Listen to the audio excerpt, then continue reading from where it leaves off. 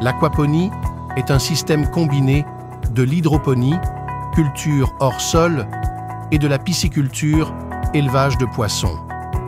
Les rejets de l'élevage de poissons apportent les éléments nutritifs aux plantes qui elles-mêmes purifient l'eau en absorbant ces nutriments.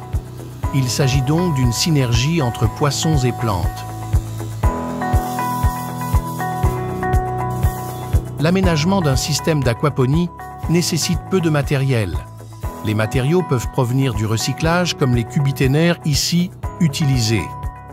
L'aménagement consiste en la création des espaces de culture pour les plantes et d'élevage pour les poissons, ainsi qu'un réseau de tuyauterie pour la recirculation de l'eau d'un compartiment à l'autre à l'aide de pompes immergées ou par gravitation. L'installation consiste à mettre en relation les différents composants du système. Ceci passe par le raccord de tout le système de tuyauterie et le branchement du réseau électrique pour le fonctionnement des pompes immergées. Des couches alternées de gravier et de charbon de bois, placées dans les bacs de culture, permettent d'assurer la filtration de l'eau et servent de substrat de culture pour les plantes.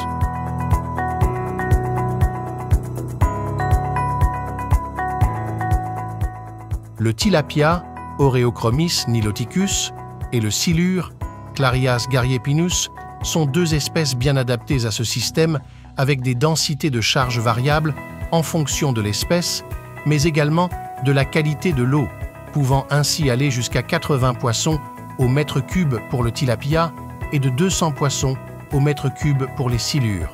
L'installation d'un bassin de lagunage à macrophytes, plantes aquatiques, aide à une gestion encore plus durable des ressources en eau.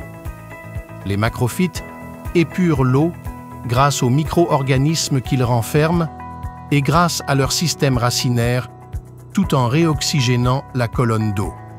L'amélioration de la qualité de l'eau permet ainsi un développement optimal des poissons en élevage. Ce système de production de culture est respectueux de l'environnement par la non-utilisation d'engrais chimiques ou de pesticides.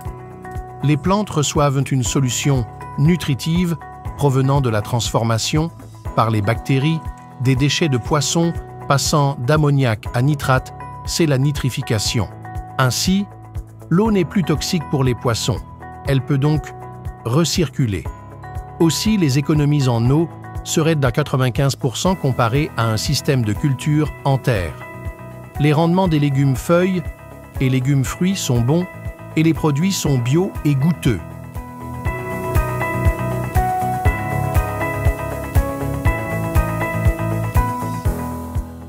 Le suivi du système passe par le contrôle régulier de la qualité de l'eau, le nettoyage et la maintenance des bacs et du réseau de tuyauterie.